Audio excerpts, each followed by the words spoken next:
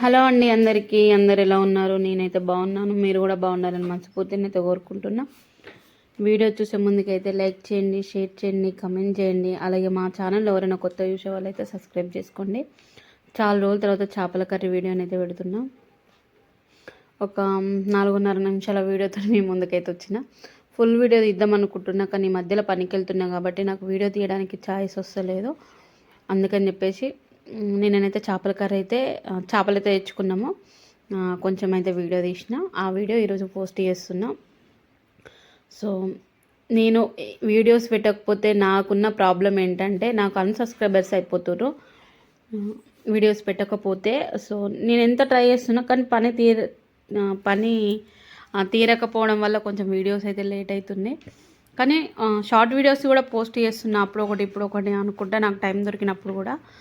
కాకపోతే full video వేయడానికి కొంచెం టైం పడుతుంది కదా, నాకు ఆ టైం సరిపోతలేదు. పొద్దున్నే వేసి పని చేసుకొని పిల్లలు ఉంటేనేమో కొంచెం వీడియో వేసి పెట్టేవాళ్ళు. వాళ్ళేమో లేసరికి లేట్ అవుతుంది, నా పని ఏమో అప్పటికే కంప్లీట్ అయిపోతుంది. సో అందుకని మేము మిస్ అయిపోతున్నాం అన్నట్టు. ఇదైతే నిన్న సాయంత్రం వీడియో అని చెప్పేసిన కదా, నేనైతే నిన్న సాయంత్రం కట్టెల పొయ్యి మీద చేపల కర్రీ చేసిన అన్నట్టు.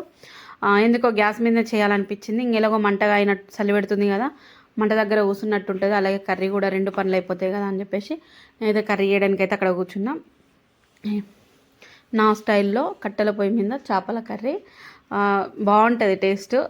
నాకైతే ఇట్లా కట్టెల పొయ్యి మీద వండుకుంటే సూపర్ అంటే సూపర్ అనిపిస్తుంది.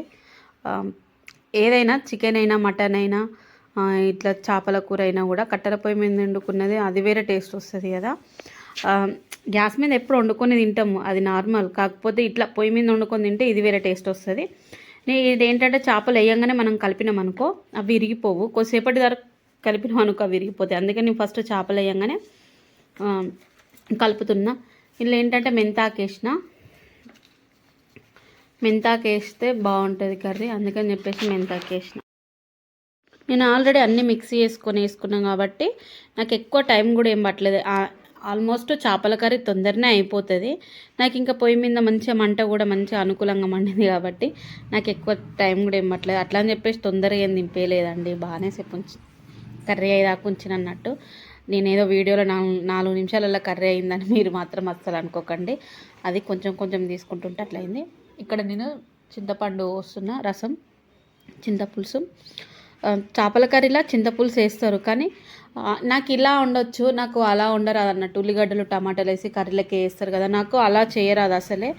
ఒకసారి ట్రై చేయాలి, అది కూడా బాగానే ఉంటుందట. నేను ఎప్పుడు ట్రై చేయలేదు, కానీ ఒక్కసారైనా ట్రై చేయాలి అట్లా.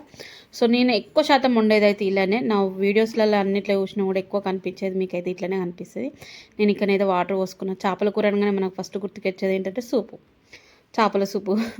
ఎంత సూప్ ఉంటే అంత బాగుంటుందని నేను ఎక్కువ సూప్ పెట్టలేదండి, ఎందుకంటే బాగా సూప్ పెట్టినా కూడా అది బాగుండదు, అది ఉండకడుకుంటేనే బాగుంటుంది. ఇక్కడనైతే నేను మంచిగా మెంతులను వేయించుకొని మంచిగా దంచుకొని ఉల్లిగడ్డ కూడా కాల్చి మరీ దంచి పేస్ట్ వేసేసిన. మీకు అది కనిపించలేదు, నేను వేసినా కానీ మీకు కనిపించలేదు. అట్లా వేసుకుంటే కూర కూడా టేస్ట్ ఉంటుంది. ఆ తర్వాత కొంచెం గరం మసాలా వేసుకొని కొద్దిసేపు ఉడికినాయి. ఆ మసాలాలు మంచిగా ముక్కకు పట్టాలి కదా, కొంచెం నుప్పుల మీదనే పెట్టేసిన, మంట మొత్తం తీసేసి నుప్పుల మీద పెట్టిన అన్నట్టు. లాస్ట్కు కస్తూరి మెంతాకును కొంచెం కొత్తిమీర వేసుకున్నాం. అట్లా వేసుకొని ఒక 10 నిమిషాలు నిప్పుల మీదనైతే వదిలేసినట్టు. సో సూపర్ కర్రీ అయితే రెడీ అయిపోయింది. ఇక మొత్తానికి మా చేపల కర్రీ చూడండి రెడీ అయిపోయింది. సూపర్ అంటే సూపర్ వచ్చింది, టేస్ట్ మాత్రం సూపర్ ఉంది, నిజంగా బాగుంది. అంటే చాలా రోజుల తర్వాత వండుకుంటున్నాం కదా, బాగుంది అన్నట్టు.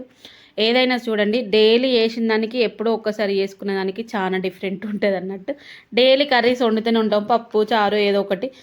అలాంటిదే కొన్ని రోజులు మళ్ళీ గ్యాప్ ఇచ్చిన తర్వాత చాలా రోజులు అయిపోయింది, మనం ఈరోజు పప్పు కర్రీ చేసుకుందామంటే ఆ పప్పు ఆ రోజు సూపర్ టేస్ట్ అనిపిస్తుంది కదా. మేము కూడా అంతేనండి, చాలా రోజులు చేపల కర్రీ చేసినాం కదా, సూపర్ అంటే సూపర్ కుదిరిపోయింది. మళ్ళీ అందులో ఒకటి స్పెషల్గా ఏంటంటే కట్టెల పొయ్యి మీద వేసిన. నేను నైట్ అని చూడకుండా కూడా కట్టెల పొయ్యి మీద కొంచెం కష్టమైనా సరే అని చెప్పేసి కట్టెల పొయ్యి మీదనైతే వంట చేసేసిన అన్నట్టు. సో మొత్తానికి మా వీడియో ఇది.